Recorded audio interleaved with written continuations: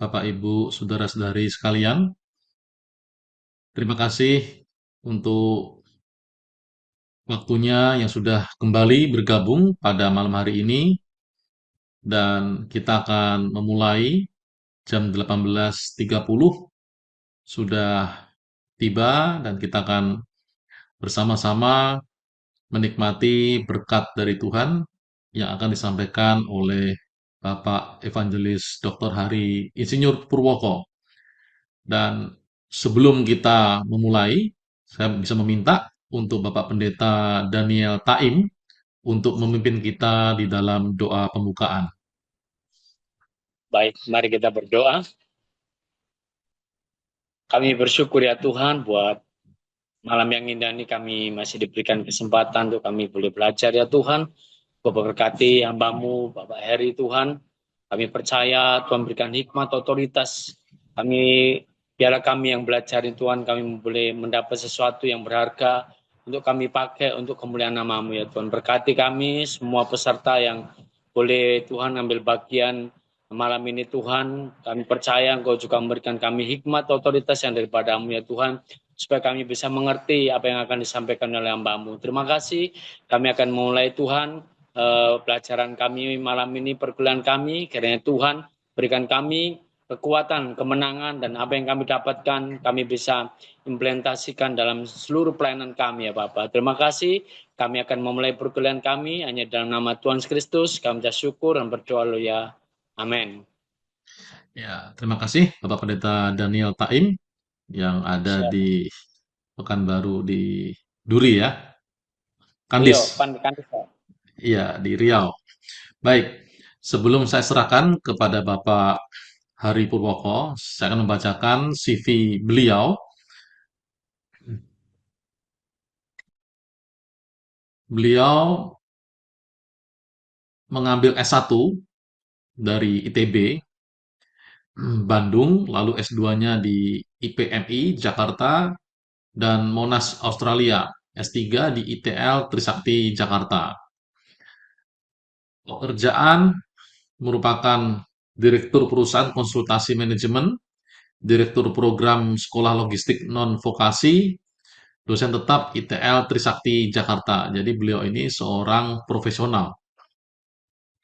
Terlibat dalam beberapa pelayanan sejak dari Bandung, sejak sekolah di Bandung S1 hingga saat ini melayani di saat ini sebagai ketua kaum pria Gereja Isa Al-Masih Kelapa Gading dan juga penatua Gereja Isa Al-Masih Kelapa Gading. Panggilan pelayanan beliau adalah musik pujian, penginjilan, pemuridan, dan pemberitaan akhir zaman. Adapun buku yang sudah ditulis adalah Kebangkitan Babel di tahun 2019. Dan karena itulah makanya kami mempercayakan mengenai tema akhir zaman kepada Bapak Dr. Insinyur Hari Purwoko MM MBA. Waktu kita nanti kira-kira 60 menit Pak Hari. Setelah itu kita akan ada istirahat 5 menit. Mungkin Pak Hari bisa minum kopi atau ke toilet. Nah, kemudian kita lanjutkan dengan pertanyaan-pertanyaan. Bagi Bapak, Ibu, saudara-saudari yang ingin bertanya, nanti bisa japri, maksud saya bisa chat ya, di chat, ataupun raise hand, angkat tangan melalui Zoom ya, Zoom-nya yang ada itu angkat tangannya. Nah, untuk selanjutnya tidak berlama-lama, saya serahkan kepada Bapak Penatua Hari Purwoko. Saya persilahkan. Baik, selamat malam, Shalom bagi peserta Growth Bible School semua. Pertemuan yang ke berapa ini Pak Yotam? Ke-7. Ya, ya tidak berlama-lama ya. Saya akan membagikan mengenai satu topik yang susah-susah gampang ya buat kita semua menjadi suatu pertanyaan, yaitu eskatologi atau akhir zaman menurut Alkitab. Nah, Bapak Ibu Saudara sekalian, saya mau disclaimer nih pada malam hari ini ya, supaya kita sepakat sampai pada akhir sesi pada malam hari ini. Ya, bahwa sebetulnya pemberitaan mengenai akhir zaman atau eskatologi Kristen ini sejujurnya memang tidak bisa dibuat hitam dan putihnya. Ya, bagi para hamba Tuhan ada banyak perbedaan di sana sini, beberapa pandangan, tetapi yang saya selidiki dan amati semua mengerucut kepada satu tujuan yang sama pada akhirnya. Itu yang akan saya sampaikan pada malam hari ini.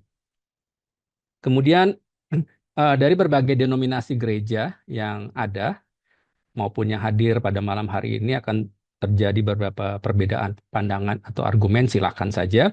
Itu semua memang dimungkinkan karena semua hipotesis itu ada benarnya, tapi kita juga nanti pada akhirnya kita akan bertanya kepada Hakim Agung kita Yesus ya, akhirnya kita akan melihat yang mana yang benar. Tapi sekali lagi semuanya arahnya kalau saya lihat positif. Nah, apa yang saya bagikan pada malam hari ini tentunya berdasarkan teologi yang dipegang oleh Gereja Isa Al-Masih ya, dari denominasi Gereja Isa Al-Masih, dan mungkin dari Bapak Ibu sekalian ada yang memiliki pandangan lain, silakan, kita bebas, tapi mohon agar kita tidak terlalu banyak berdebat karena mengingat waktu kita yang sangat singkat. Kemudian sesi eskatologi sendiri mungkin dengan Pak Yotam dan para hamba Tuhan yang lain yang mengikuti sekolah teologi yang mengetahui bahwa sesi ini bisa cukup panjang ya, bisa 1 semester sendiri bahkan bisa lebih ya, dan akan ada banyak sekali bahan-bahan yang terus berkembang sampai pada akhir zaman ini. Nah, tentunya saya hanya bisa menyampaikan secara singkat saja intinya ya selama kurang lebih 60 menit ini.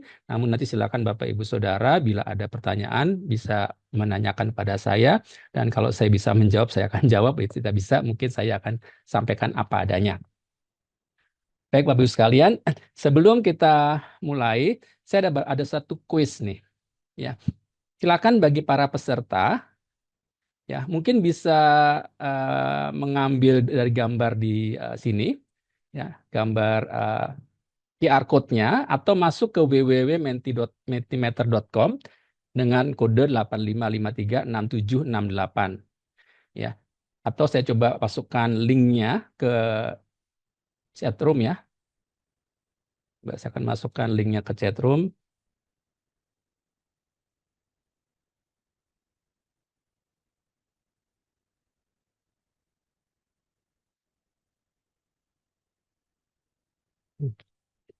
Ya, silakan bisa diklik ya, atau saya tampilkan kembali QR code-nya yang lebih jelas. Ya, ini QR code-nya, silakan bisa dibidik ya QR code-nya, kemudian atau masuk ke link yang saya masukkan di chat room tadi. Ya, mungkin tidak usah semua peserta, kalau ada kesulitan dengan gadgetnya tidak apa-apa, tapi bagi yang bisa masuk, saya ingin lihat pendapat atau pandangan Bapak Ibu Saudara mengenai akhir zaman. Ya, kira-kira sudah bisa masuk semua? Ya, saya coba kopikan juga di chat room-nya.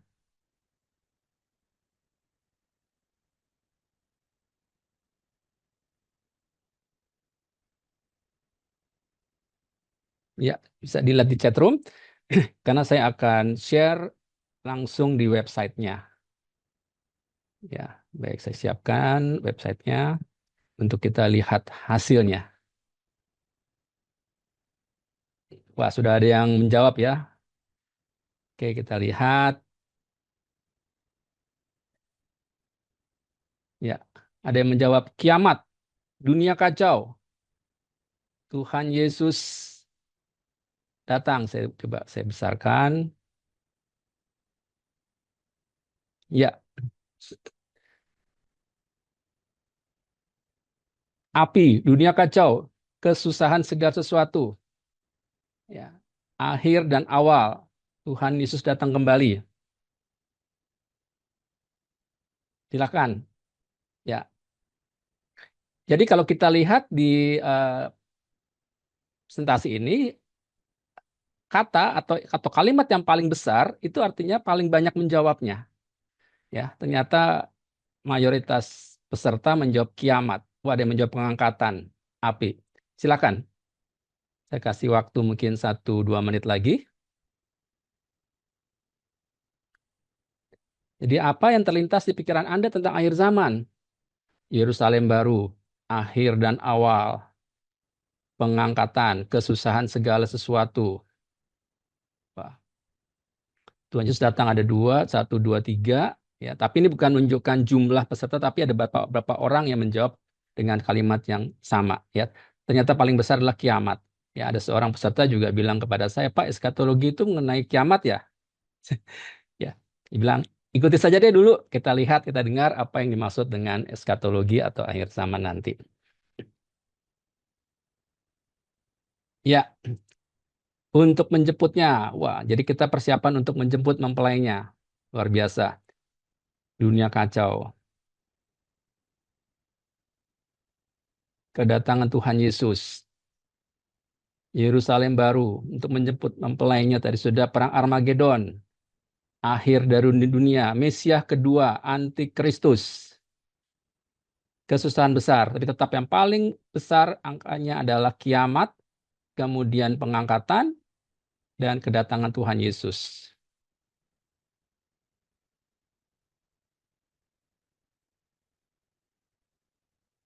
Nah, ini peserta diizinkan untuk memberi jawaban 2. Ya, serupa 2 atau 3. Mungkin bisa coba 2. Jadi boleh menjawab lebih daripada 1. Ya. Oke? Ya, supaya tidak berlama-lama. Jadi kelihatan ya, paling banyak menjawab kiamat, kemudian kedatangan Tuhan Yesus, pengangkatan, dan penghakiman. Ya, ini menarik ya. Jadi ada penghakiman, ada kedatangan Tuhan Yesus, ada pengangkatan, dan juga kiamat. Nah, responden paling besar menjawab kiamat. Oke, kita lanjut saja ke pertanyaan berikutnya. Next slide. Ya, silakan. Apakah Anda siap menghadapi akhir zaman?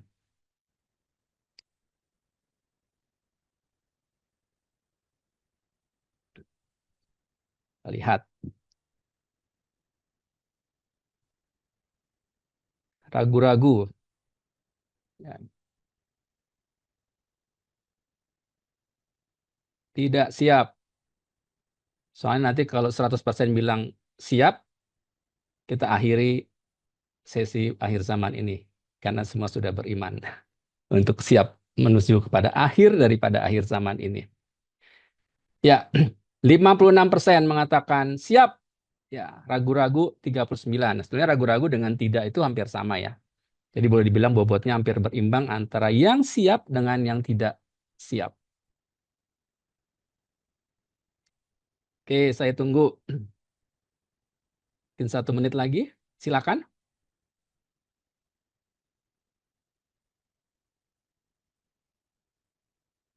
Nah, yang siap menghadapi akhir zaman meningkat menjadi 58%.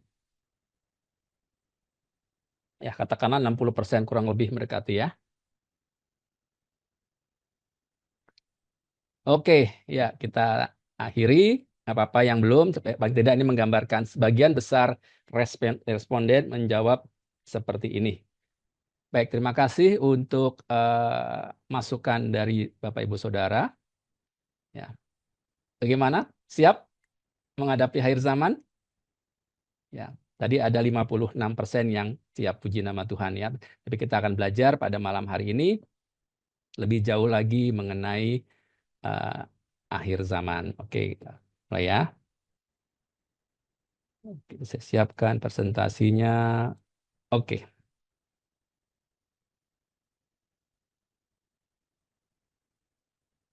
Ya,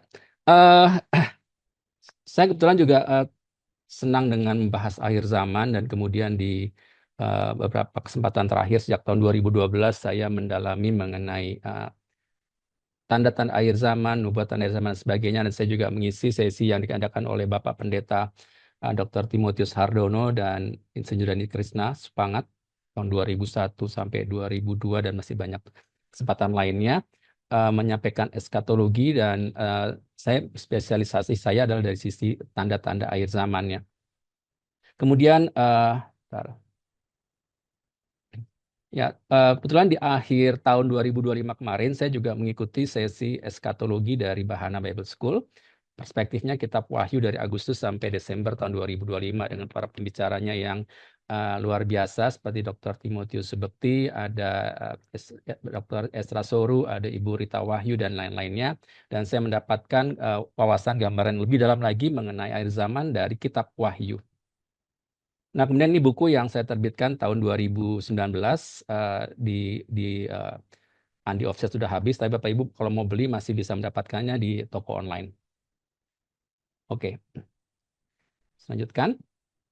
Nah, apa sih itu eskatologi? Eskatologi berasal dari kata Yunani, eskatos, yang berarti hal-hal terakhir dalam teologi Kristen. Ini adalah cabang pentingnya yang memahami kita melihat akhir zaman dengan dua aspek. Kita bisa melihat eskatologi secara pribadi dan secara profetik.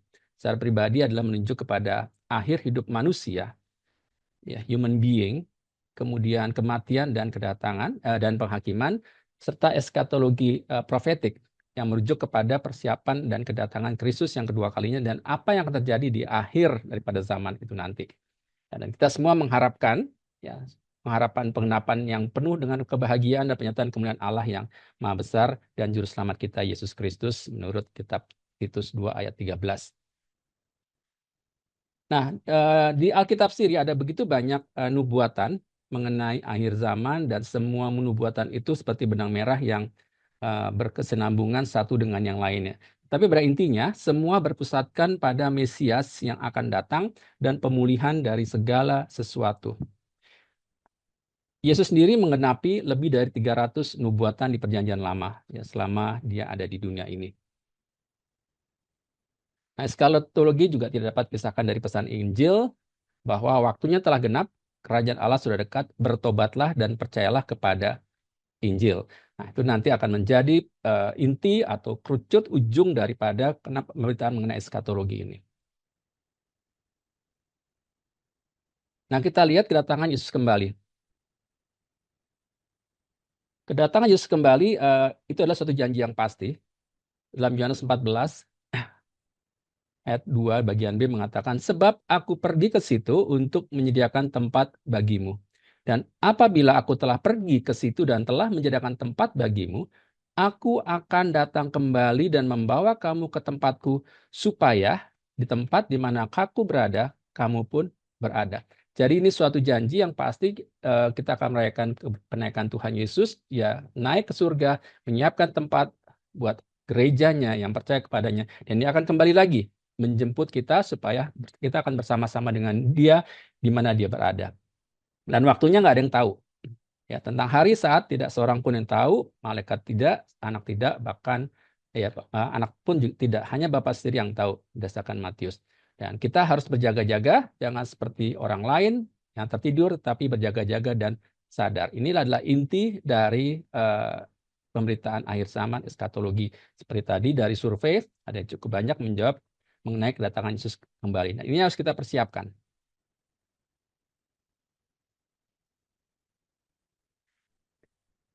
Nah, dalam bahasa Yunani ada dua kata, epifani, yang adalah manifestasi, kemunculan, dan penampakan. Nah, itu nanti yang kita akan, ya, saya tidak tahu kita akan melihat apa kita sudah diangkat atau sudah meninggal, tapi itu akan muncul nanti Kristus, ya, menampakkan diri epifani kembali ke dunia ini. Kemudian kata parousia, ya, ada janji kedatangan atau kehadiran dia. Kedua kata ini, baik epifani dan parousia, menggambarkan satu janji agung kedatangan kembali Yesus. Ini yang kita gerejanya pegang, ya, dan kita percayai.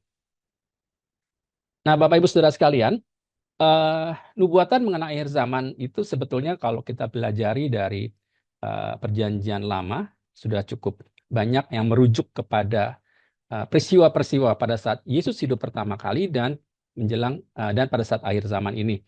Kita bisa mempelajari dari kitab Daniel terutama, kemudian dari kitab Yoel, kitab Yehezkiel, dan ada kitab-kitab nabi kecil lainnya juga membicarakan mengenai apa yang terjadi di akhir zaman. Di Perjanjian Baru tentunya kita harus berpegang sendiri bahwa Yesus sendiri menubuatkan apa yang akan terjadi di akhir zaman ini. Kemudian juga cukup banyak di kitab Wahyu, Revelation, yang disampaikan oleh Yohanes. Kemudian juga ada di kitab Petrus, surat Paulus kepada jemaatnya di Tesalonika, itu juga memberitakan mengenai akhir zaman. Tapi yang paling penting adalah Kalau Yesus sendiri mengatakan, ya sudah pasti itu akan terjadi. Nah, dalam Matius 24, Yesus memberikan gambaran jelas tentang peristiwa-peristiwa apa saja sih yang akan terjadi di akhir zaman ini. Tentunya bukan untuk menakut-nakuti, tetapi untuk mempersiapkan umatnya. Ya, ini saya catat, saya intisarikan ada 7, ya mungkin bisa lebih kalau kita baca dari Matius 24. Pertama ada perang dan kerusuhan, katakan kamu akan mendengar deru perang atau kabar-kabar tentang perang. Namun berawas-awaslah, janganlah kamu gelisah sebab semuanya itu harus terjadi. Tetapi itu belum kesudahannya. Sebab bangsa akan bangkit melawan bangsa dan kerajaan melawan kerajaan. Ya, Matius mengutip, kemudian di Markus juga mengutip demikian. Jadi ada perang. Ya, kita hidup di zaman yang katanya damai, oke, tapi kita mendengar ada berita-berita perang yang terjadi di belahan dunia lain ataupun yang tidak diberitakan, tetapi semua terjadi. Kemudian bencana alam, dikatakan akan ada gempa bumi dan kelaparan di berbagai tempat. Ya. Ini merujuk tidak saja kepada gempa bumi dan kelaparan, tapi juga kepada bencana-bencana alam lainnya, ya termasuk banjir, tanah longsor, kebakaran dan lainnya. Dan kelaparan sebagai efek dari bencana alam itu sendiri. Dan kelaparan ini bukan berarti dia tidak ada makanan. Badan Pangan Dunia di bawah PBB melakukan survei setiap tahunnya mengatakan hampir 500 juta orang dalam tanda petik hidup dalam kelaparan. Artinya apa? Mereka di bawah standar gizi yang dikatakan normal. Di bawah itu dikatakan terjadi kelaparan. Yang keempat, dan Injil Kerajaan ini akan diberitakan di seluruh dunia menjadi kesaksian bagi semua bangsa. Sesudah itu barulah tiba kesudahannya. Nah, Yesus mengatakan bahwa sampai pada akhir dunia ini Injil akan disebarkan ke seluruh dunia. Nah, pertanyaannya apakah sudah 100% manusia di dunia ini mendengar Injil? Nanti kita akan lihat dari hasil surveinya. Kemudian nomor 5, tentang penguasa tunggal dunia. Jadi apabila kamu melihat pembinasa keji berdiri di tempat kudus, menurut firman yang disampaikan oleh Nabi Daniel, para pembaca hendaklah memperhatikannya. Nah, di kitab Daniel juga merujuk kepada ada satu penguasa tunggal yang nanti akan berdiri tempat kudus, dalam hal ini adalah Bait Allah, dan banyak peneliti yang mengatakan inilah Bait Allah ketiga yang akan dibangun di Yerusalem. Sekarang belum ada, nanti begitu dibangun setelah pengangkatan akan muncul seorang pemimpin dunia yang akan mendamaikan dunia, dia akan berdiri dan menguasai Bait Allah. Yang keenam, penyesatan. Sebab Mesias palsu dan nabi-nabi palsu akan muncul. Dan mereka akan mengadakan tanda-tanda yang dahsyat dan mujizat-mujizat. Sehingga sekiranya mungkin mereka menyesatkan orang-orang pilihan juga. Nah, ini yang harus hati-hati. Karena Mesias palsu dan nabi-nabi palsu ini bukan cuma mengajarkan ajaran-ajaran yang baru, tetapi mereka terlebih mengutip dari ayat firman Tuhan. Ya, memutarbalikannya, memanipulasi sedemikian untuk kepentingan mereka sendiri meraih jemaat sebanyak-banyaknya. Dan akan banyak orang-orang percaya yang disesatkan. Kita melihat sekarang gerakan dari Saksi Yehova ya sudah sangat luar biasa, apalagi diizinkan sekarang untuk beroperasi di Indonesia. Tanda yang ketujuh adalah kemerosotan moral. Ya, firman Tuhan mengatakan sebab sebagaimana mereka pada zaman sebelum air bah itu makan dan minum, kawin dan mengawinkan sampai kepada hari Nuh masuk ke dalam bahtera. Apakah yang dimaksud dengan makan dan minum, kawin dan mengawinkan? Sekarang pun kita juga makan dan minum ya. Ada peristiwa kawin dan sebagainya. Tapi ini lebih merujuk kepada situasi yang terjadi sebelum air bah. Di mana kejahatan moral sudah sedemikian luar biasanya, sedemikian menjijikkan menurut pandangan Tuhan sendiri, ya, orang sudah tidak lagi mengabaikan norma-norma kehidupan keluarga dan sebagainya, nilai-nilai sudah tidak ada dan mereka melakukan itu, dan sekarang juga terjadi. Kalau Bapak Ibu Saudara mengetahui LGBT, ya itu ada tambahan LGBTQ+, ya, RR sebagainya, itu sudah merupakan tanda-tanda kemerosotan yang luar biasa. Ya, dan di banyak negara mereka mengizinkan praktek-praktek LGBT seperti itu. Dan tentunya masalah makan, minum, kemabukan, narkoba, dan sebagainya semakin luar biasa. Lanjutkan. Nah, kita melihat ada beberapa pengenapan nubuat Alkitab yang sangat luar biasa. Ya, paling fenomenal adalah dalam Matius 24 ayat 32 dan 33. Tariklah pelajaran dari perumpamaan tentang pohon ara. Apabila ranting-rantingnya melembut dan mulai bertunas, kamu tahu bahwa musim panas sudah dekat. Demikian juga, jika kamu melihat semuanya ini, ketahuilah bahwa waktunya sudah dekat, sudah di ambang pintu. Nah, apakah yang dimaksud dengan perumpamaan tentang pohon ara yang mengatakan bahwa musim panas sudah dekat? Nah, Bapak Ibu Saudara, semua peneliti Alkitab sepakat dan setuju bahwa ini adalah kebangkitan negara Israel. Negara Israel berdiri pada tanggal 14 Mei tahun 1948. Ya, abad 20, dan ini adalah tanda yang paling jelas pengenapan firman Tuhan menuju kepada akhir zamannya. Mengapa demikian? Karena ini fenomenal menurut Yesaya pasal 66 ayat 8. Siapakah yang telah mendengar hal seperti itu? Siapakah yang telah melihat hal yang demikian? Masakan suatu negeri diperanakkan dalam satu hari, atau suatu bangsa dilahirkan dalam satu kali? Namun baru saja menggeliat sakit, Sion sudah melahirkan anak-anaknya. Nah, saudara sekalian, negara mana sih yang dalam satu hari tanpa ada persiapan apapun juga tiba-tiba bisa berdiri? Itulah Israel. Ya. Memang ada peranan dari Inggris dalam perjanjian Balfour di situ, dan mengambil kesempatan Israel langsung memproklamirkan dirinya berdiri, dan setelah itu bangsa Israel, umat Israel yang tersebar di seluruh dunia, diaspora, mereka kembali. Nah, menuju ke Sion, dan disitulah dikatakan gerakan Zion. Zionis adalah gerakan kembali ke Sion, kembali ke Israel. Ya, jadi bukan sesuatu yang negatif sebetulnya kalau dikatakan Zionis, itu adalah suatu gerakan mereka ingin kembali ke Israel. Kemudian ada beberapa peristiwa global modern di abad 20. Mungkin ada beberapa dari orang tua kita yang menjadi saksi terjadinya Perang Dunia Pertama tahun 1914 dan Perang Dunia Kedua dimulai 1939. Kemudian konflik bersenjata terjadi lebih dari 40 negara saat ini. Ya, jadi kalau Bapak Ibu Saudara hanya mendengar peristiwa di Timur Tengah, Ukraina dan Rusia, tapi sebetulnya di banyak belahan dunia lain masih terjadi konflik bersenjata. Dan di abad 21 ini kita menjadi saksi hidup terjadinya pandemi global COVID-19 yang menggambarkan pengenapan dari nubuatan di Joel. Ya, saya nggak ada waktu membahasnya. Kemudian di abad 21 terjadi tsunami krisis ekonomi secara luar biasa. Sejak krisis tahun 98, itu di tahun abad 20, kemudian krisis tahun 2008-2018, dilanjutkan dengan pandemi COVID-19. Bahkan sampai saat ini ya, dengan perang Teluk yang terjadi saat ini, terjadi kembali, kemungkinan terjadi tsunami krisis ekonomi. Sekarang harga-harga bahan bakar sudah naik secara luar biasa. Peningkatan gempa bumi dan bencana alam yang dramatis meningkat 5 kali lipat dalam 50 tahun terakhir. Bapak Saudara, kita semua Indonesia tahu kita ada Ring of Fire ya. Ring of Fire itu pertemuan dua garis vulkanik yang masih aktif ya, dari Atlantik, dari Pasifik bertemu, dan Indonesia banyak gunung-gunung berapi yang masih aktif. Bapak Ibu Saudara, saya pernah membaca artikel bahwa di Bali sendiri itu hampir setiap hari terjadi sekitar 10 sampai 20 kali gempa bumi. Ya. Dan tentu saja tidak dirasakan semuanya, tapi seismik itu mencatat terjadi gempa bumi secara luar biasa dan terjadi peningkatan. Ya, jadi peningkatan dan gempa bumi terakhir yang sangat luar biasa itu bahkan mengubah sumbu bumi perputarannya yang mungkin katakan normal seperti ini akhirnya miring, sehingga rotasi terhadap mataharinya semakin terekspos. Kemudian terjadi perkembangan teknologi modern. Nah, ini yang tidak bisa kita abaikan.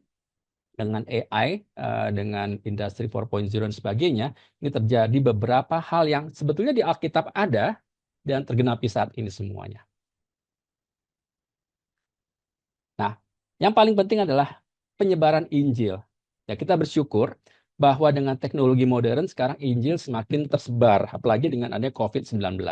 Orang-orang tadi mungkin tidak pernah mengikuti berita-berita Injil, kegiatan gereja, ibadah dan sebagainya, mereka secara langsung mengikutinya. Dengan sosial media, dengan saudara saya kita aktif dalam sosmed dan sebagainya, kita memberitakan mengenai firman Tuhan, itu akan terkoneksi ke sekian ratus ribu orang di luar kita yang tidak kita pahami. Saya pernah mencatat dalam sosial media saya di LinkedIn, saya punya sekitar 2.000 follower di situ, ternyata dia bisa nge-link sampai hampir 500.000. Jadi setiap follower itu, setiap orang juga punya follower-followernya. Jadi bayangkan dari 2.000 orang itu bisa menyebar sampai 500.000.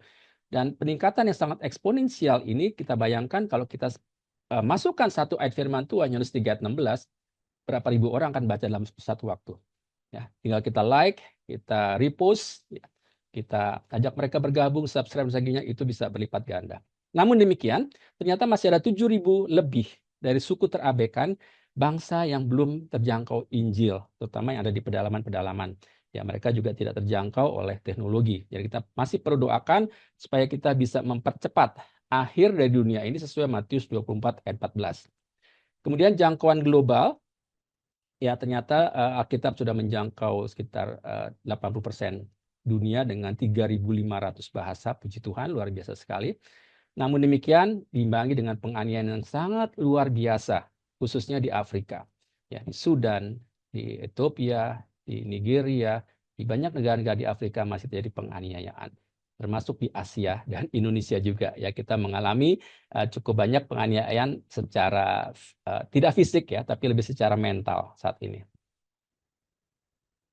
Nah, Bapak Ibu Saudara, yang penting kita cermati juga, saya membuat summary mengenai 3 peristiwa utama akhir zaman. Ada banyak hamba Tuhan membuat 5, 6, pada dasarnya hampir sama ya.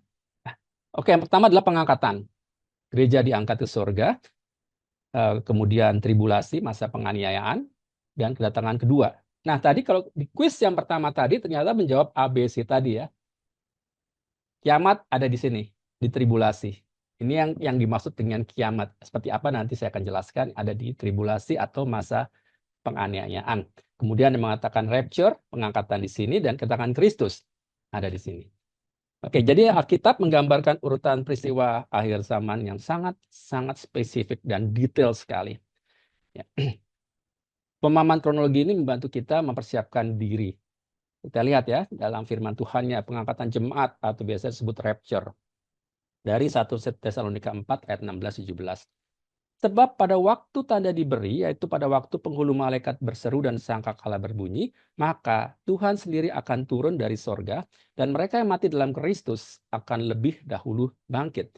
Sesudah itu kita hidup, yang masih tinggal, akan diangkat bersama-sama dengan mereka dalam awan menyongsong Tuhan di angkasa. Inilah rapture. Demikianlah kita akan selama-lamanya bersama-sama dengan Tuhan. Di Daniel pasal 9 ayat 27 mengatakan dalam masa tribulasi, ia akan membuat perjanjian itu teguh bagi banyak orang selama 1 kali 7 masa. Ya. Mengatakan 2 kali 3,5 masa atau 7 masa, dan para ahli Alkitab, penyelidik Alkitab mengatakan ini kurang lebih sekitar 7 tahun masa aniaya. Kapan terjadi nanti kita akan lihat.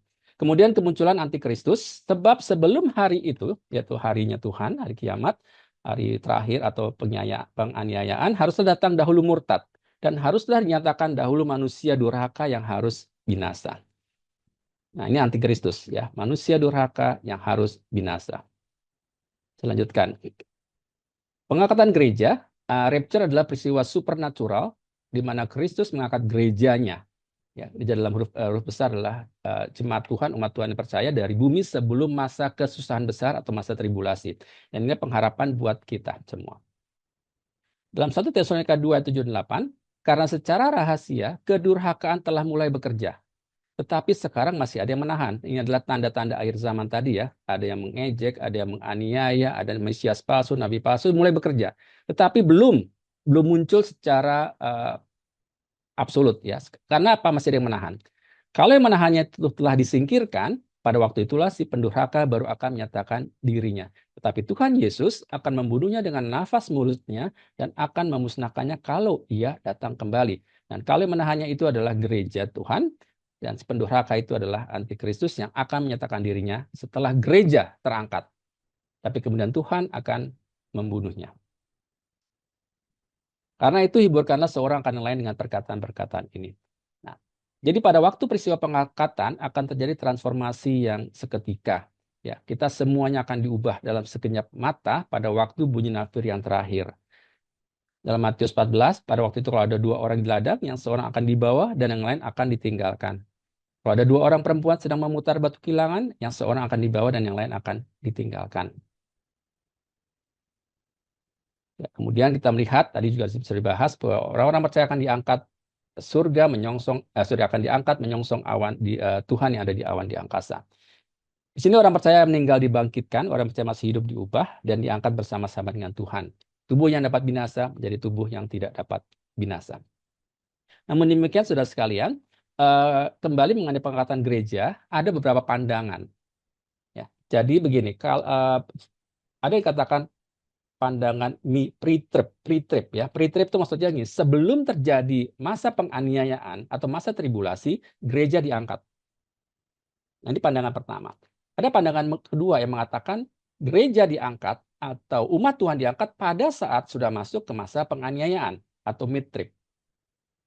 Pandangan ketiga ada mengatakan bahwa setelah terjadi semuanya masa penganiayaan, maka gereja diangkat. Itu adalah post-trib. Jadi ada 3 pandangan sendiri ya, pre-trib, mid-trib maupun post-trib. Ya. Kalau dari kami Gereja Isa Masih, kami berpegang pada yang pre-tribulasi. Ya, sebelum terjadinya aniaya, gereja diangkat. Ya. Tapi semua ada dasar ayatnya. Saya tidak bahas di sini. Sekali lagi tadi di depan saya disclaimer bahwa semua punya pandangan. Ya, semua punya hipotesis yang bisa dibuktikan secara Alkitab. Ya, silakan kita bawa kepada Tuhan, tapi yang penting adalah nanti bagaimana saudara dan saya kita hidup benar, kudus, dan menyiapkan diri ya menyongsong kedatangannya. Berikutnya masa tribulasi, masa kesesaran besar, ini tadi dikatakan seperti kiamat, adalah periode 7 tahun yang penuh dengan penghakiman Allah terhadap bumi. Nah, nanti setelah, kalau menurut versi dari Gereja Isa Masih, setelah pengangkatan maka akan terjadi kekacauan di bumi ini, ya, Antikristus muncul dan Tuhan juga menghukum dunia ini. Ya, dengan 7 meterai penghakiman, 7 sangkakala, dan 7 cawan murka Allah. Jadi secara berurutan itu dibuka meterainya, setelah meterai dibuka, sangkakala ditiup, 7 kali, 7 tiup sangkakala, kemudian yang terakhir adalah 7 cawan murka Allah. Jadi secara beruntun, semua musibah ini akan diturunkan ke atas dunia ini.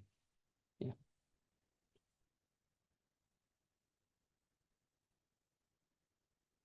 Nah, mengenai masa tribulasi ini pun juga ada beberapa pandangan dari beberapa ahli Alkitab, beberapa sarjana mengatakan ada yang memegang pandangan preteris, di mana meterai ini khususnya sudah digenapi di abad pertama Masehi, ya, khususnya pada waktu penganiayaan orang Kristen oleh Kaisar Roma, dalam hal ini Nero, kemudian penghancuran Bait Allah sekitar tahun 70 Masehi.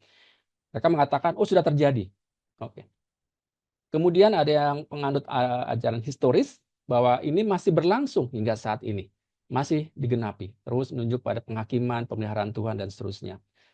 Tapi ada pandangan yang ketiga, itu pandangan futuris. Ketujuh meterai ini belum terjadi. Ya, dan digenapi pada masa tribulasi setelah ya, kita masuk pada pengangkatan persiapan kedatangan Kristus yang kedua kalinya. Ternyata ada pandangan yang berbeda mengenai meterai itu sendiri. Oke. Nah, bahkan beberapa teolog juga kompromi mengusulkan konsep penggenapan bertingkat atau penggenapan ganda. Ya, mengatakan penggenapan parsial telah terjadi dalam sejarah. Misalnya 4 kuda penunggang kuda yang disebutkan dalam meterai penghakiman ini sudah muncul di peperangan abad pertengahan. Kemudian meterai kelima ada martir ya pada zaman reformasi. Kemudian penggenapan penuh akan terjadi secara global pada akhir zaman. Contohnya meterai ke-6 ya akan terjadi gempa bumi dan tanda langit yang merujuk pada masa lalu di mana ada gempa besar di Yerusalem dan bencana langit di masa depan ada bencana lain kosmis dalam Matius 24 ayat 29.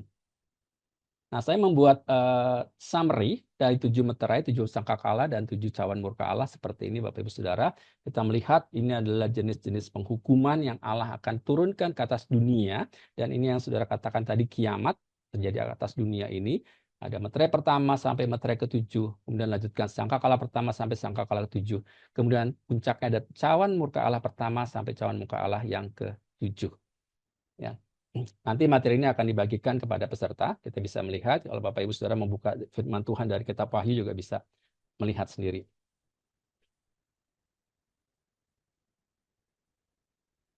Nah, kemudian di dalam masa tribulasi itu akan muncul antikristus.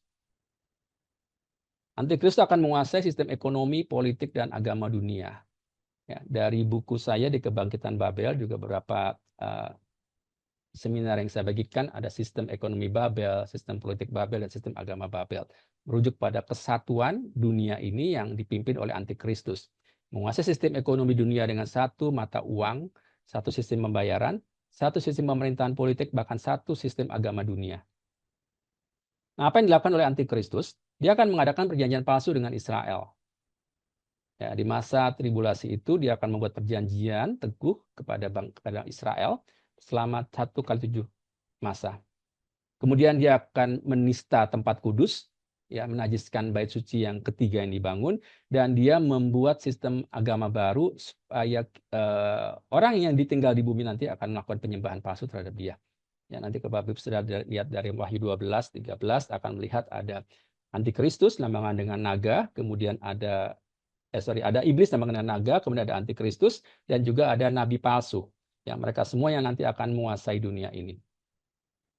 Ada perjanjian damai, penistaan bait Allah, dan penganiayaan global. Kita lihat dalam Daniel 7 ayat 25 tadi sudah jelaskan. Ia akan mengucapkan perkataan yang menentang yang maha tinggi. Jelas dia akan menantang maha tinggi. Menganiaya orang-orang kudus milik yang maha tinggi. Berusaha untuk mengubah waktu dan hukum. Dan mereka akan diserahkan ke dalam tangannya selama 1 masa dan 2 masa dan setengah masa. Berarti ini masuk ke periode kedua dari tribulasi, Bapak Saudara. Jadi dalam 7 tahun masa tribulasi itu akan terbagi 2. Yang pertama dan kedua, dia akan muncul di masa yang kedua. Lalu kedengar orang yang berpakaian kain lenan yang ada di sebelah atas air sungai itu bersumpah demi dia yang hidup kekal, sambil mengangkat tangan kanan dan tangan kirinya ke langit. 1 masa dan 2 masa dan setengah masa. Dan setelah berakhir kuasa perusak bangsa yang kudus itu, maka segala hal ini akan digenapi. Jadi dia akan Allah berikan kesempatan untuk memerintah dunia selama 3,5 masa atau 3,5 tahun. Kemudian dari kedatangan Kristus yang kedua kalinya. Nah, kalau rapture, Kristus dikatakan dia di awan-awan menjemput gerejanya, tapi kedatangan Kristus yang kedua kali dia akan terlihat. Seluruh dunia akan melihat ini pasca tribulasi. Wahyu 22:7, sesungguhnya aku datang segera, berbahagialah orang yang menuruti perkataan-perkataan nubuat ini. Nah, dia akan datang menjemput gerejanya. Aku akan kembali dan membawa kamu ke tempatku. Dia datang dengan kemuliaan. Lihatlah, ia datang dengan awan-awan dan setiap mata akan melihat dia dan juga mereka yang telah menikam dia akan melihat. Datang seperti pencuri. Jikalau engkau tidak berjaga-jaga, aku akan datang seperti pencuri dan engkau tidak tahu pada waktu manakah aku tiba-tiba datang kepadamu. Dan terakhir datang sebagai hakim. Sebab itu bertobatlah. Jika tidak demikian, aku akan segera datang kepadamu dan aku akan memerangi mereka dengan pedang yang di mulutku ini. Ya, itulah janji kedatangan Kristus yang kedua kalinya. Nah, apa yang terjadi setelah Kristus datang kedua kalinya, Bapak Saudara, akan ada peristiwa penting yang ini juga menjadi suatu misteri dan pertanyaan dari banyak teolog-teolog dan ahli-ahli kitab mengenai kerajaan 1000 tahun akan seperti apa bentuknya. Tapi mari kita lihat dulu firman Tuhannya dalam Wahyu 20 ayat 1-3. Lalu aku melihat seorang malaikat turun dari sorga, memegang anak kunci jurang maut dan suatu rantai besar di tangannya.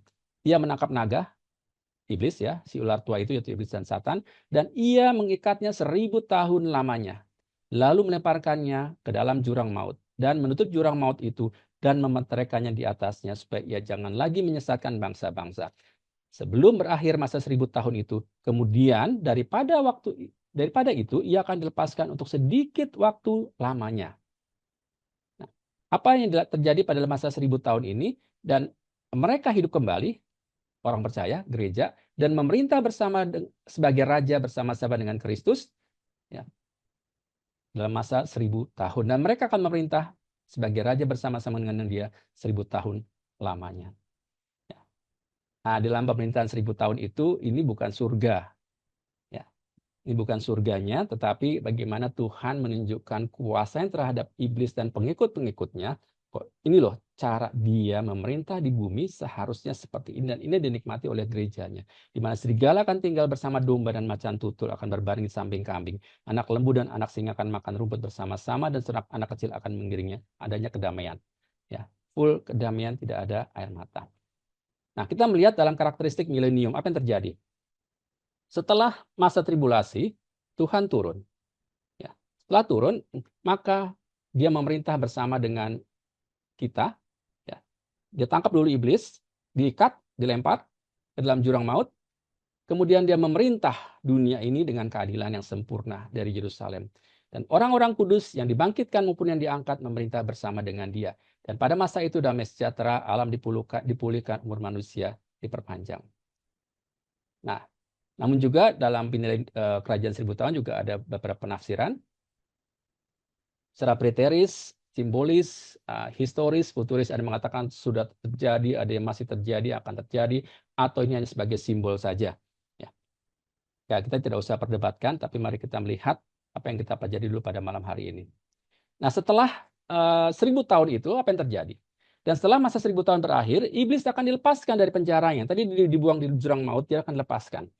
Dan ia akan pergi menyesatkan bangsa-bangsa pada keempat penjuru bumi, yaitu Gog dan Magog, dan mengumpulkan mereka untuk berperang, dan jumlah mereka sama dengan banyaknya pasir di laut. Maka naiklah mereka ke seluruh dataran bumi, lalu mengepung perkemahan tentara orang-orang kudus dan kota yang dikasihi itu. Tetapi dari langit turunlah api menghanguskan mereka.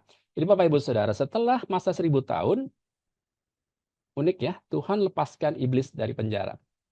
Dia izinkan menguasai dunia ini kembali sesaat lamanya, kemudian terjadi yang disebut sebagai perang dunia, mengatakan perang dunia ketiga. Ya, sebenarnya perang dunia ketiga itu kalau membicarakan firman Tuhan akan terjadi di sini, ya, bukan yang kita lihat di depan mata saat ini.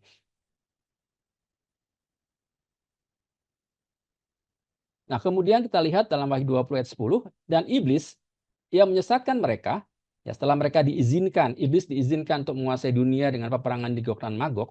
Iblis yang menyesatkan mereka dilemparkan ke dalam lautan api dan belerang, yaitu tempat binatang dan nabi palsu itu. Dan mereka disiksa siang malam sampai selama-lamanya. Selesai. Ya, dikasih kesempatan, oke, boleh sekian saat untuk menguasai dunia ini, kemudian langsung ditangkap untuk selama-lamanya dibuang ke perapian, lautan api dan belerang untuk selama-lamanya. Kemudian takhta putih yang besar terlihat, aku melihat suatu takhta putih yang besar dan dia yang duduk di atasnya. Dari hadapannya lenyaplah bumi dan langit dan tidak ditemukan lagi tempatnya. Dan orang-orang mati dihakimi menurut perbuatan mereka berdasarkan apa yang tertulis dalam kitab-kitab itu. Dan maka laut menyerahkan orang-orang mati yang ada di dalamnya, dan maut dan kerajaan maut menyerahkan orang-orang mati yang ada di dalamnya. Dan mereka dihakimi masing-masing menurut perbuatannya. Akhir, ya. Ini adalah saat-saat terakhir setelah iblis dilemparkan ke neraka untuk selama-lamanya bersama dengan para pengikutnya. Termasuk orang-orang yang tidak percaya dihakimi dan mereka juga akan dilemparkan bersama dengan iblis. Nah, saya mengambil satu gambar dari dari satu seminar yang saya ikuti, cukup bagus untuk menggambarkan kurang lebih seperti apa yang akan terjadi. Kalau Bapak Ibu sudah juga tidak usah mempertentangkan ini kenapa begini, tapi paling tidak saya melihat ada kesamaan dari beberapa hamba Tuhan mengenai apa yang akan terjadi di akhir zaman ini. Ya. Ini masa Kristus hidup, kita lihat yang A. Ya. Ini kurang lebih 2000 tahun sampai saat kita hidup saat ini 2026. Kita melihat ya, Yesus menembus di kayu salib tahun 33 Masehi di sini pengadilan. Kemudian akan terjadi ya waktunya kita nggak tahu kapan.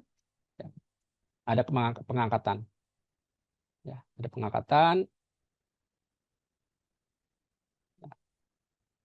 Gereja diangkat, gereja yang percaya terangkat, kemudian dia tertinggal. Ya, akan masuk ke dalam masa tribulasi. Coba saya ganti dengan warna ya.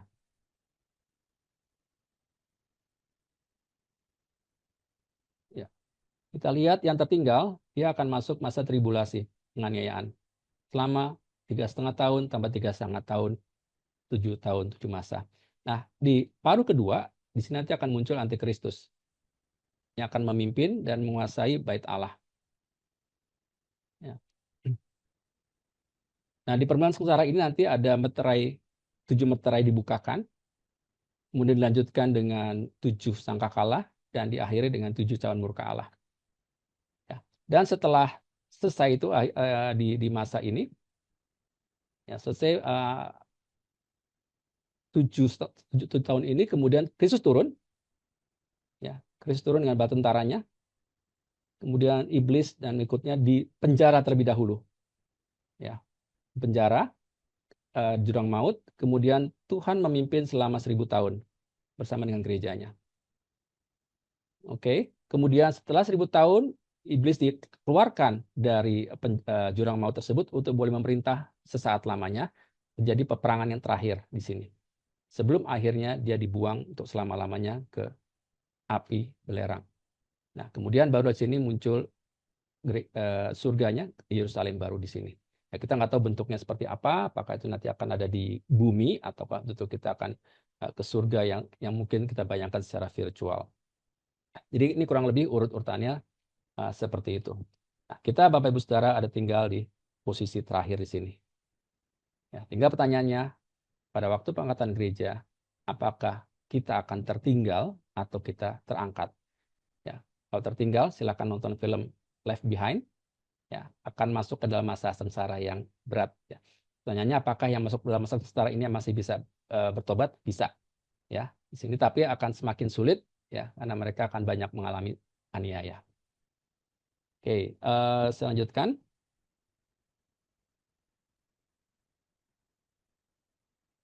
Nah, ini waktunya Tuhan, ini waktunya Tuhan, yang bersama kurang lebih seperti itu. Jadi pengangkatan gereja, rapture adalah pengangkatan buah sulung gereja, kemudian masa sengsara, kemudian masa 1000 tahun. Ya, lebih jelas gambarnya sini ada Yesus di awan-awan, kemudian Yesus akan turun kembali, ya, sebagai penunggang kuda putih dalam Wahyu, tapi berbeda dengan penunggang kuda putih yang ada di Meterai pertama.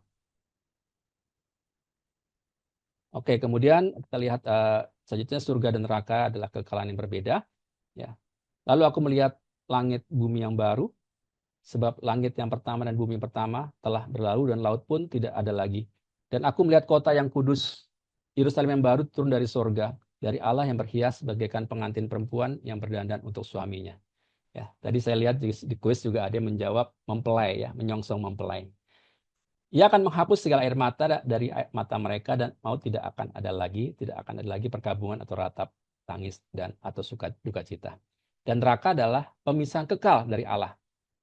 Nyahlah dari hadapanku, hai kamu orang terkutuk, nyahlah ke dalam api yang kekal yang telah dia untuk iblis dan malaikat-malaikatnya. Di tempat itu ulatnya tidak akan mati dan apinya tidak akan padam. Keduanya dilemparkan hidup-hidup dalam lautan api yang menyala-nyala oleh belerang. Nah, pilihannya dari tangan kita. Ya, barang siapa percaya kepada anak, ia beroleh hidup yang kekal. Tetapi barang siapa tidak taat kepada anak, ia tidak akan melihat hidup.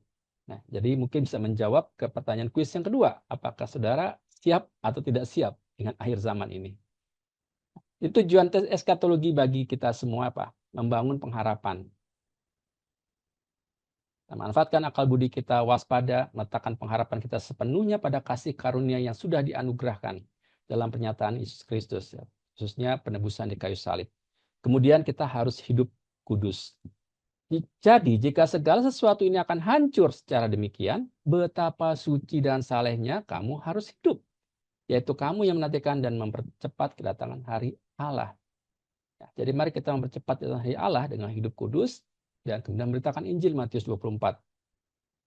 Dan Matius 28 ayat 19, pergilah jadikanlah semua bangsa muridku dan baptislah mereka dalam nama Bapa dan Anak dan Roh Kudus.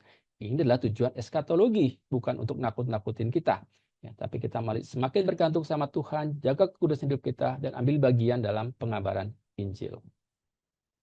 Dan ini akan mengubah cara hidup kita sehari-hari. Kita akan mengutamakannya kekal di atas sementara, penuh tanggung jawab dalam kehidupan kita, gunakan waktu dengan bijaksana dan tidak takut menghadapi penderitaan karena tahu masa depan yang cemerlang. Dia terus memberitakan Injil karena waktunya semakin singkat. Pandangan eskatologi dalam Kristenan, ya ada perbedaan pandangan saya sampaikan tadi, tapi ujungnya mengerucut. Kristus pasti datang kembali, akan ada penghakiman, ada kekalahan bersama atau terpisah dari Allah. Ya. Pandangan premilenialisme dispensasional, Kristus datang sebelum milenium, rapture terjadi sebelum tribulasi. Ini pandangan yang paling populer di kalangan Injil. Kemudian ada pandangan premilenialisme historis. Kristus datang setelah tribulasi. Gereja melalui masa kesengsaraan. Satu kali kedatangan terlihat. Pandangan gereja ini adalah pandangan gereja mula-mula. Kemudian ada amilenialisme. Milenium adalah masa simbolis atau rohani. Ya. Kerajaan Allah sudah dimulai sejak kebangkitan Kristus. Saya sebutkan ada kerajaan Allah datangnya, kerajaan Allah datangnya. Menurut pandangan ini sudah terjadi. Dianut Reform dan Katolik. Postmilenialisme, kerajaan Allah bertumbuh secara bertahap melalui penginjilan. Dunia semakin membaik sebelum Kristus datang. Ini adalah pandangan yang optimis. Yang penting, sekali lagi, bukan urutan peristiwanya, tapi kesiapan rohani kita dan iman kita kepada Kristus yang menentukan keselamatan. Dan kita sikapi eskatologi dengan bijaksana. Punya penafsiran yang sehat. Karena kita juga nggak pernah tahu mengenai waktunya. Jadi jangan pernah percaya pada hamba Tuhan yang mengatakan, Yesus akan datang pada tanggal sekian. Itu jelas bukan dari Tuhan. Jangan berspekulasi waktu, tanggal. Ya apalagi Bapak Ibu sekarang dibanjiri sekarang dengan sosmed. Udah kok ya, salah di mana ya Bu ya? Mohon maaf, ada yang bocor. Oke. Ya, jadi kita sekarang hidup dalam era digital. Ya ada banyak berita-berita sosmed. Jangan sampai sudah terpengaruh. Back to the Bible. Jangan cari tanda-tanda dipaksakan atau cocokologi. Ya, wah sensasi, terima berita di sini langsung di-share kemana-mana. Hati-hati. Ada perdebatan yang memecah belah persekutuan atau ketakutan berlebih, ya, fanatisme. Kita fokus pada kebenaran Alkitab yang jelas, eksplisit, hati-hati terhadap penyesatan. Dan penyesatan itu tidak lagi berjubahkan serigala, tapi justru berjubahkan bulu domba. Itu harus hati-hati. Masuk ke gereja-gereja. Hormati perbedaan pandangan dalam hal sekunder, utamakan kesatuan dalam hal yang esensial. Dan kita bersiap hidup dalam pengharapan, Bapak Ibu Saudara. Kita beriman, penuh pengharapan, dan terus siap sedia. Ibrani 10:25 mengatakan, janganlah kita menjauhkan diri dari pertemuan-pertemuan ibadah kita seperti dibiasakan oleh beberapa orang.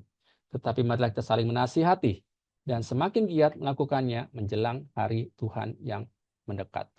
Ya, eskatologi bukan sekedar pengetahuan teologi saja, tapi panggilan untuk hidup kita berubah. Kita responi dengan iman, bukan untuk menakut-nakuti, tapi dibicara tentang pengharapan yang hidup. Maka dikatakan revelation, ada pewahyuan, bukan bicara mengenai kitab penghukuman, tapi kitab pencerahan apa yang akan terjadi setelah itu. Allah menjanjikan keselamatan bagi orang yang percaya kepada Yesus Kristus. Ayat 20 katakan, Maranatha, datanglah ya Tuhan Yesus. Baik, kita akan melanjutkan untuk sesi tanya jawab. Bagi yang ingin bertanya, saya persilahkan. Kita melihat Pak Hari di kolom chat dari Bapak Sugiono Wijaya. Salam, selamat malam Pak narasumber. Tolong bisa diuraikan tentang pengangkatan gereja yang Bapak sampaikan di atas. Pertanyaannya adalah, pengertian gereja tersebut seperti apa? Fisik atau bagaimana? Ya, terima kasih Pak Sugiono. Singkatnya, gereja dengan G besar adalah umat Tuhan. Ya, bukan fisik, bukan gedung. Tapi umat yang percaya atau murid Kristus yang percaya kepada Tuhan. Ya, jadi kita diuji iman kita sampai pada akhirnya masih kita setia taat kepada Tuhan karena akan banyak pencobaan Allah izinkan untuk menguji iman kita, dan pada saat kita diuji dan bertahan tiba-tiba pengangkatan kita akan terangkat. Jadi gereja Tuhan akan terangkat. Jadi gerejanya G besar itu adalah umat Tuhan, Pak. Ya, baik. Terima kasih Pak Hari. Ya. Jadi orang percaya ya, umat Tuhan. Dari Elena, sangat aktif ini ya, Elena dalam mengikuti acara Growth Bible School. Dalam konteks pembahasan akhir zaman yang bersifat eskatologis, seringkali muncul tantangan kognitif berupa skeptisisme alami. Bagaimana perspektif Bapak mengenai batas antara keyakinan yang autentik dengan penyangkalan intelektual atau intellectual denial terhadap keraguan yang muncul secara repetitif? Bagaimana pendapat Bapak? Ya, Bu Elena, ini memang menjadi satu perdebatan ya, pertentangan kalau kita melihat atau mendengar berita-berita mengenai akhir zaman. Apalagi Bapak Ibu mengikuti di sosmed akan ada pro dan kontra di komennya. Silakan, itu hal yang wajar saja.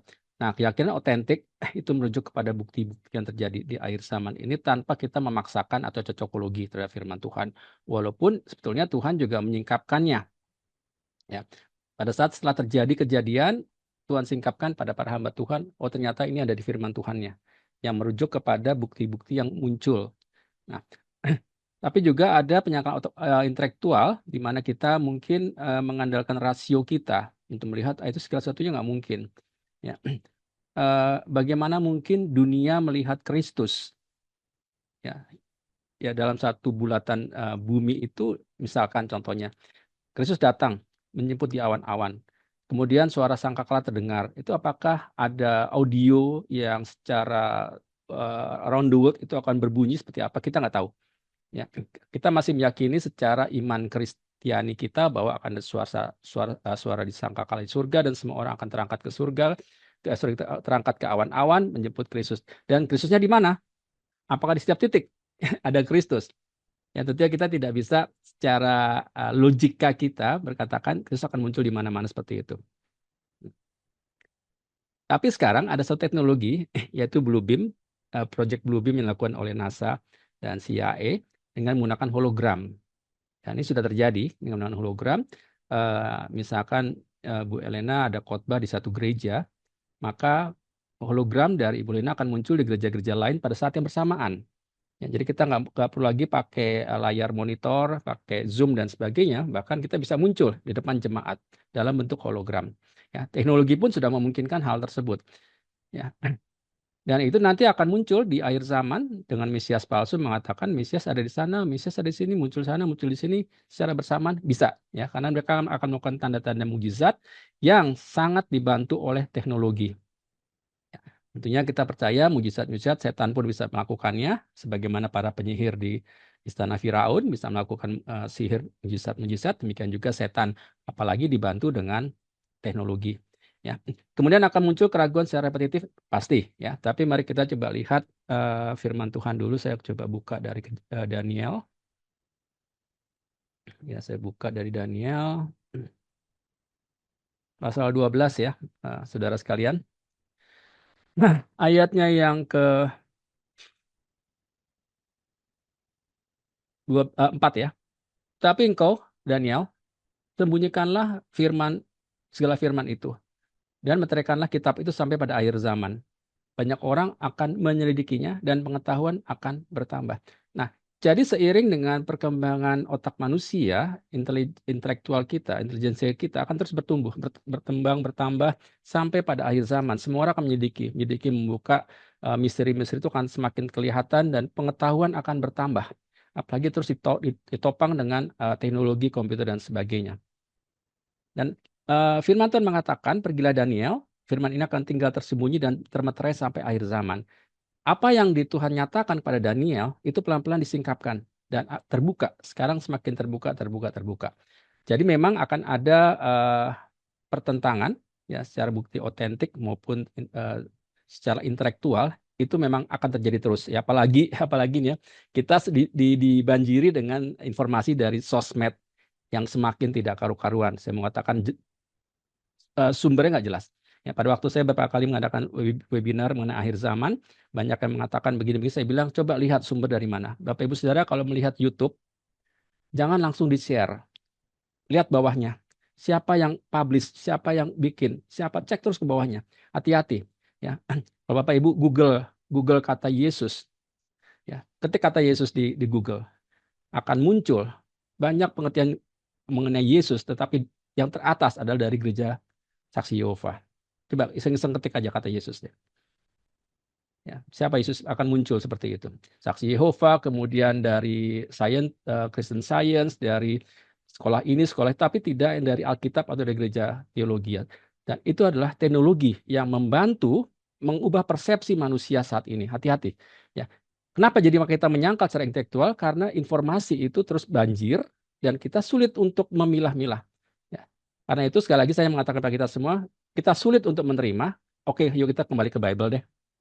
Paling aman kita kembali ke Alkitab, tanya kepada hamba Tuhan yang ada di gereja kita, tua-tua di gereja kita, pendeta dan sebagainya supaya kita semakin diperteguh. Dan jangan cari yang lain-lain lagi ya, karena akan semakin banyak pengajaran, Bapak Ibu Saudara akan semakin bingung. Ya. Mudah-mudahan bisa menjawab ya, Bu Ena. Iya, Pak Hari. Mm, Elena itu merupakan putri dari Pak Yudi dan Ci Mariana. Luar Jadi, biasa. ya bukan ibu. Oke, oke. Baik. Ya. Dari Ibu Eva, GKA Mm. Jakarta. Salam Pak Hari. Sebagai orang percaya, bagaimana seharusnya kita mempersiapkan diri menghadapi akhir zaman? Ya, persiapannya tentunya kita berjaga-jaga. Saya ulangi lagi, saya share lagi slide-nya. Ya, ini jadi tetap beriman ya kepada Tuhan Yesus. Ya, beriman itu bukan berarti kita berdoa terima jawaban ya. Tapi justru kita nggak terima jawaban masih tetap setia sama Tuhan Yesus enggak. Ya. Kemudian berpengharapan karena segala sesuatu yang ditulis dahulu telah ditulis menjadi pelajaran bagi kita. Supaya kita teguh berpegang pada pengharapan oleh ketekunan dan penghiburan dari kitab suci. Jadi semua yang sudah ditulis itu ada tergenapi dan akan tergenapi ya di akhir zaman itu. Kemudian Efesus 6 ayat 13, siapkanlah diri kita, ambil seluruh perlengkapan senjata Allah ya supaya dapat mengadakan perlawanan pada hari yang jahat itu dan tetap berdiri sesudah kamu menyelesaikan segala sesuatu.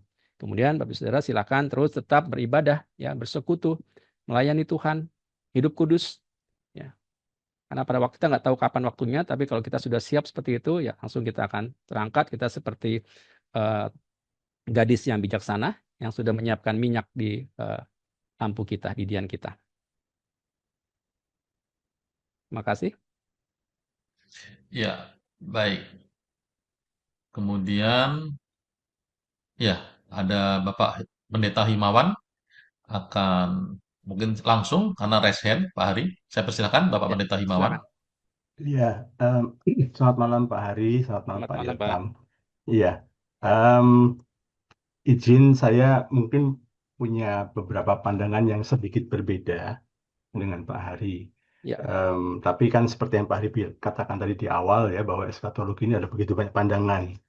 Em, dan apa namanya, mungkin ada beberapa saja yang saya mau highlight ya. Yang pertama bahwa 1 Tesalonika 4, 16, 17. Kata menyongsong di sini itu dari bahasa aslinya apentesis. Apentesis itu em, istilah untuk menyambut raja untuk mengiringi kembali ke kota, bukan pergi untuk meninggalkan, menyambut raja terus kemudian pergi bersama rajanya ke tempat yang lain gitu ya. Jadi dalam konteksnya sebetulnya dalam pandangan saya, dalam keyakinan saya, ini kita menyambut Yesus tapi bukan untuk diajak tinggal di surga, gitu, tapi untuk menyambut Kristus untuk datang memerintah. Lagi pula juga memang dalam sepanjang baik di 1 Tesalonika maupun juga di Wahyu, sampai dengan Wahyu tidak ada indikasi kedatangan Kristus yang dalam tanda kutip 2 kali. Yang pertama diam-diam untuk melakukan pengangkatan atau rapture, dan satu lagi kedatangan yang final. Tapi kedatangan Kristus hanya 1 kali di kitab Wahyu.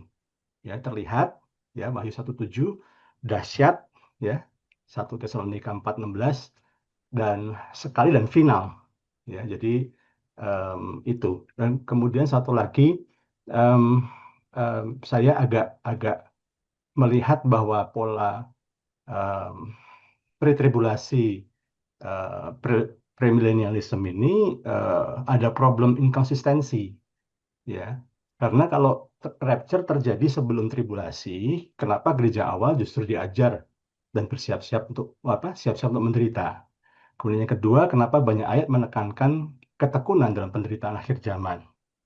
Lalu juga berkali-kali Allah itu tidak mengangkat orang yang dikasihinya ketika ada masa kesukaran berlangsung, tapi melindunginya.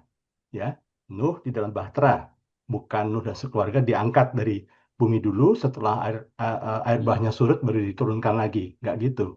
Orang Israel di Goshen selama 10 tulah itu dilindungi di sana, bukan dipindahkan keluar dari Israel dulu, gitu ya. Ya. Daniel tetap masuk di gua singa, tapi dilindungi Tuhan. Ya. Kemudian Sadrak, Mesak, Abednego tetap masuk ke dapur api, tapi tidak terbakar. Jadi itu pola yang konsisten Ya, yang ya. dilakukan oleh Allah terhadap orang yang dikasihinya. Dan kalau kita harus hidup seperti Kristus hidup, di 1 Yohanes 2 ayat 6, kita sama-sama tahu Kristus mengalami aniaya, murid-muridnya mengalami aniaya, maka dalam pandangan saya, pendapat saya, pandangan pengangkatan sebelum tribulasi ini ada kesan seolah-olah kita ini nggak mau mengalami aniaya, sehingga lebih suka diangkat lebih dulu supaya nggak mengalami masa aniaya.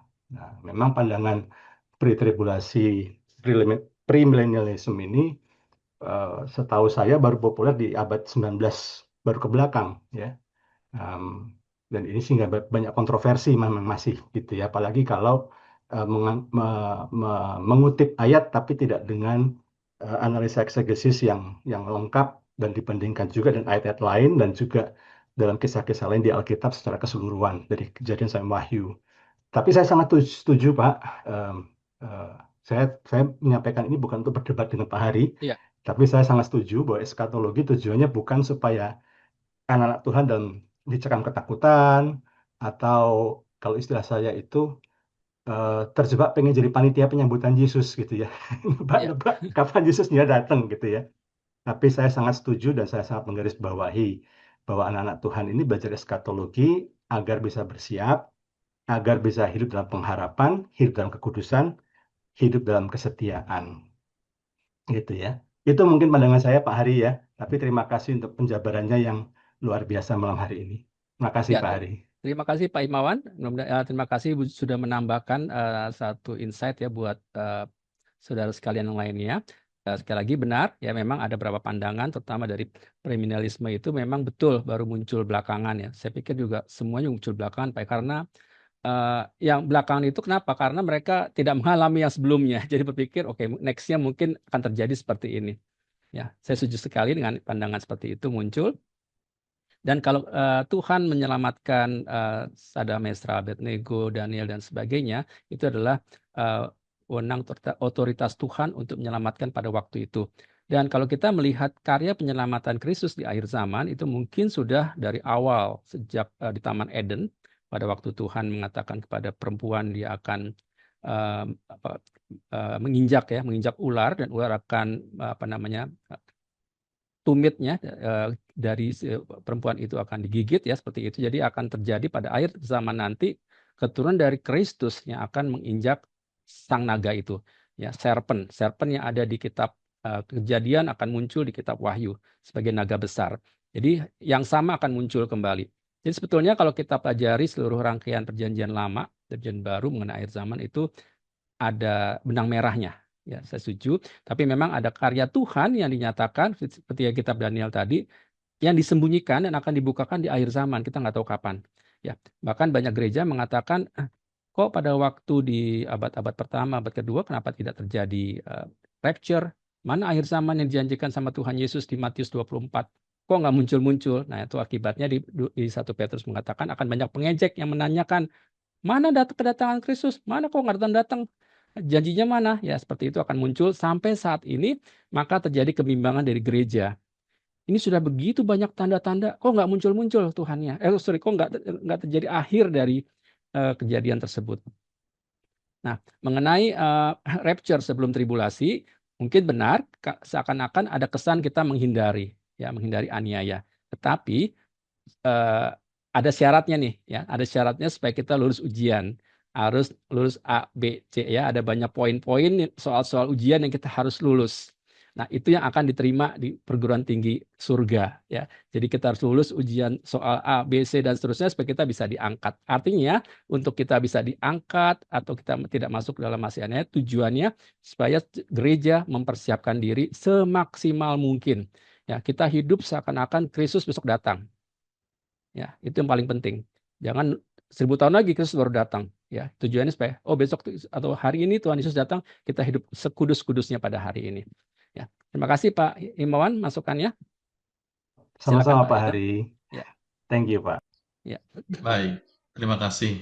Sebuah masukan yang luar biasa. Ya. Kita ada lagi Pak Hari dari Pak Weli. Tolong tanya Kak Hari, apakah kerajaan 1000 tahun setelah masa tribulasi di bumi hanya dihuni orang benar karena iblis sudah dipenjarakan bersama pengikutnya, atau masih ada orang-orang yang tidak percaya dan masih ada kesempatan untuk bertobat. Sebaliknya, apakah orang benar pada saat itu masih bisa disesatkan saat iblis dan setan dibebaskan dalam waktu yang singkat? Silakan Pak Ari. Ya, terima kasih Bung Welly. Ini memang sekali lagi ya masih bisa diperdebatkan karena peristiwanya belum terjadi. Ya, tapi saya akan bagikan ada beberapa pandangan, terutama dari pandangan milenial literal. Ada dua kelompok ya, ada orang benar yang dimuliakan dan manusia biasa yang masih hidup. Ya, ada dua kelompok. Artinya apa? Dalam kerajaan 1000 tahun itu nanti tidak hanya dihuni oleh orang sempurna saja. Ya, jadi menurut pandangan ini akan ada dua kelompok. Ada orang benar dan orang biasa yang hidupnya masih belum benar. Ya. Kemudian apakah masih ada orang yang tidak percaya dalam pandangan ini? Ya, kemungkinannya walaupun iblis dipenjarakan, ya Kristus memerintah langsung, tetap masih ada orang-orang yang tidak percaya pada masa 1000 tahun. Tujuannya bisa melihat ya bahwa dipimpin oleh Kristus jauh-jauh lebih mulia, lebih indah daripada yang mereka bayangkan di kehidupan mereka sebelumnya dan di kepercayaan mereka sebelumnya. Meskipun demikian, ya menariknya tidak semua otomatis percaya. Contohnya, nanti kalau saudara mempelajari 7 materi Allah, kemudian 7 sangkakala sampai 7 cawan murka Allah yang begitu dahsyat dan begitu luar biasanya, dan menariknya apa dikatakan, masih ada orang yang tidak bertobat. Ya, malah mereka mengutuki Allah. Bayangkan ya, di masa sengsara aniaya saja mereka masih mengutuki Allah. Jadi mereka akan melihat begitu masuk masa 1000 tahun mereka akan melihat ya mungkin secara pribadi mereka akan jealous ya. Nah, kemudian apakah masih ada kesempatan bertobat? Ya secara pemahaman masih ada ya karena manusia masih hidup secara normal, kemudian Injil masih dan pemerintahan Kristusnya ada nyata dan masih ada kesempatan untuk tunduk kepada Kristus. Namun juga masih muncul penolakan terhadap Kristus ya tanpa alasan. Yang berikutnya, apakah orang benar bisa disesatkan saat iblis dilepaskan? Ya, dalam Wahyu 20 ayat 9, iblis dilepaskan sebentar, ya, ia menyesatkan bangsa-bangsa lagi. Dia mencoba menyesatkan, ya, termasuk orang-orang yang tadi dalam kerajaan 1000 tahun dicoba disesatkan lagi. Dan terjadi pemberontakan terakhir. Nah, yang disesatkan adalah orang-orang yang tidak sungguh-sungguh tunduk kepada Kristus. Ya, kemungkinan besar adalah manusia-manusia yang selama masa milenium masih tidak percaya.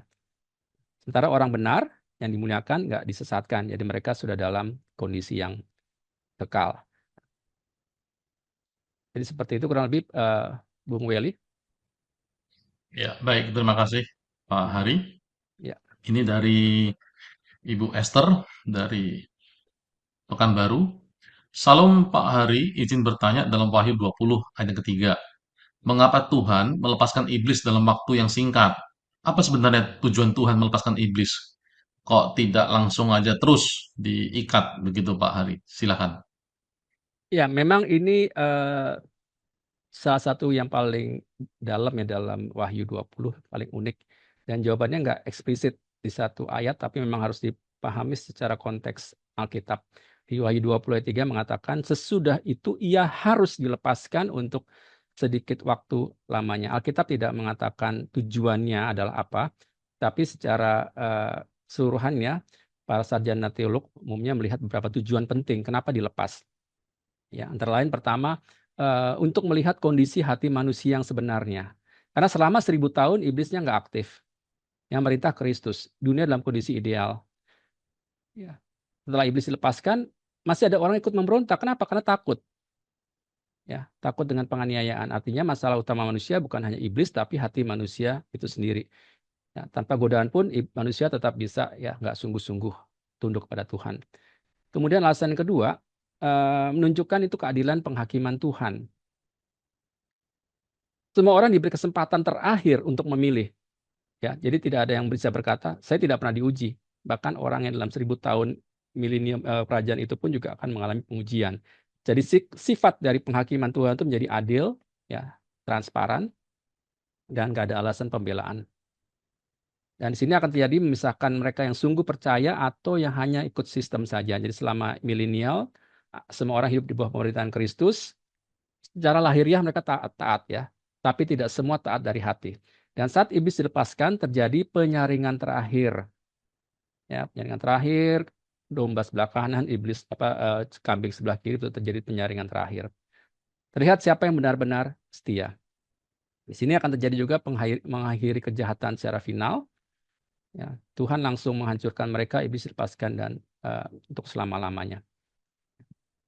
Jadi seperti itu kurang lebih Pak jawaban dari saya. Mungkin kalau belum puas kita harus melihat secara keseluruhan dari konteks Wahyu 20 ayat 3, kenapa iblis dilepaskan waktu yang singkat kembali untuk menguji ya dan berikan kesempatan terakhir. Tuhan akan betul-betul menyaring mempelainya yang sudah siap ke perjamuan kawin anak domba. Silakan Pak Yotam. Baik, terima kasih. Kita sudah hampir jam 8. Ini ada satu pertanyaan lagi, Pak Hari, dari Pak Robertus Andi, dan tanggapan dari Pak Himawan. Saya membacakan dulu tanggapannya dari Pak Himawan. Inti dari iman Kristen adalah kepastian bahwa Kristus akan datang kedua kali. Perbedaan teknis mengenai waktu, apakah sebelum atau sudah tribulasi, tidak boleh mengabulkan fakta bahwa Kristus adalah hakim dan raja yang sah. Ya, terima kasih Pak Himawan. Dan ini bukan terakhir ya, karena Ya. kita sudah jam 8. Salam Pak Hari, izin bertanya, dalam pandangan gereja eskatologi dibahas banyak hal terkait akhir zaman.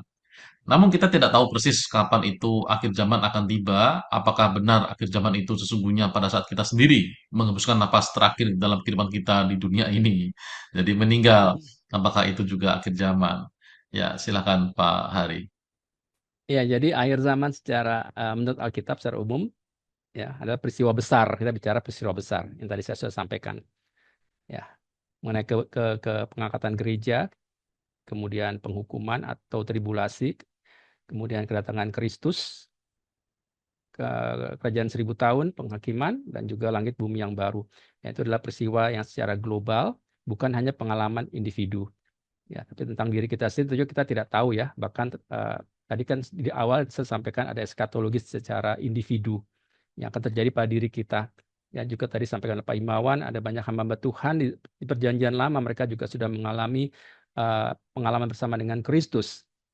Akhir zaman buat hidup mereka, yang ada diselamatkan, ada juga yang Tuhan izinkan untuk mati. Nah, jadi dalam akhir zaman pribadi, ya setiap orang kematian jadi akhir zaman pribadinya secara eskatologi ya. Ya tidak lagi, artinya setelah mati tidak ada lagi kesempatan bertobat. Manusia langsung masuk dalam keadaan kekal yang sudah ditentukan. Ya mau kemana? Ya ke ikut Tuhan atau ikut iblis, hanya dua pilihan seperti itu. Ya, jadi untuk akhir zaman secara global terjadi seluruh dunia, dan untuk pribadi ya hanya untuk individu kita sendiri. Secara teologis memang berbeda dan tidak memiliki efek yang sama bagi semua orang. Lebih seperti itu jawaban saya, Pak Ya, Robertus. baik.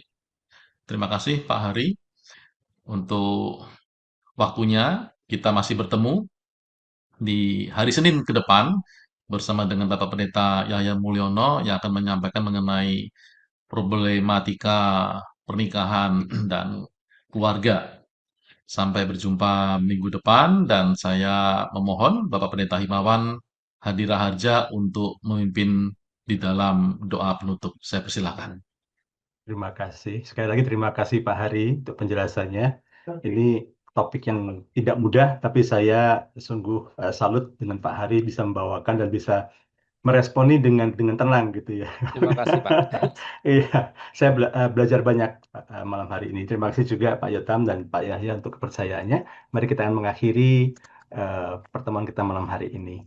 Bapak Surgawi, sungguh kami bersyukur malam hari ini untuk kami boleh belajar, kami boleh diingatkan kembali akan satu peristiwa global yang penting, yaitu kedatangan Yesus kali yang kedua. Ini bukan suatu hal yang cuman perkiraan atau hanya penafsiran semata, tapi ini memang sesuatu yang real, yang pasti akan terjadi. Kami sadar Tuhan dengan keterbatasan kami, betapapun hebatnya kami mencoba belajar, kami mencoba untuk menggali, tapi siapakah kami ini yang bisa memahami seluruh pemahaman dan pemikiran Allah yang begitu luas. Kami sadar ada masih banyak hal yang perlu kami gali dan kami perlu renungkan lebih lanjut tentang eskatologi ini. Tapi satu hal yang kami sepakati malam hari ini, bahwa Engkau pasti akan datang ya Tuhan Yesus, Engkau pasti akan menjadi hakim yang adil, hakim yang bersikap penuh kasih kepada orang yang setia kepadamu, tapi juga bersikap adil dan tegas kepada mereka yang sudah diberi kesempatan terakhir pun masih tidak mau menerima Engkau. Benar. Amin. Kami bersyukur untuk Nah, kalau ngegedein pelajar- gimana ini? Nah, Kami bersyukur untuk pelajaran malam hari ini, dan biarlah kami boleh terus diingatkan tugas kami bukan menebak-nebak kapan Engkau datang. Karena Yesus sudah bicara, Yesus sendiri nggak tahu kapan harus datang, karena cuma Allah Bapa yang tahu persis kapan waktunya. Tapi Yesus. kami boleh diingatkan sekali lagi, tugas kami adalah bersiap-siap. Tugas kami adalah hidup seolah-olah Yesus datang sewaktu-waktu. Kami hidup dalam kekudusan, hidup dalam kesetiaan, dan hidup dalam pengharapan. Kami nggak mau dicekam ketakutan. Kami nggak mau terjebak dengan pengajaran yang keliru, yang tebak-tebak tanggal kapan Yesus datang. Kami mau menjadi anak-anak-Mu yang sungguh-sungguh mempersiapkan hidup kami supaya kami menjadi mempelai yang berkenan bagi Tuhan Yesus. Terima kasih Tuhan, kami akan mengakhiri pertemuan malam hari ini, dan kami percaya Engkau akan terus pertemukan kami kembali minggu depan untuk kami semakin dikuatkan lagi dalam pengajaran tentang firman-Mu. Kami terima segala berkat daripada Allah Bapa, kasih yang semula Yesus Kristus, dan persekutuan kuasa Roh Kudus menyertai kami semuanya mulai dari hari ini sampai Maranatha, bahkan untuk selama-lamanya. Amin.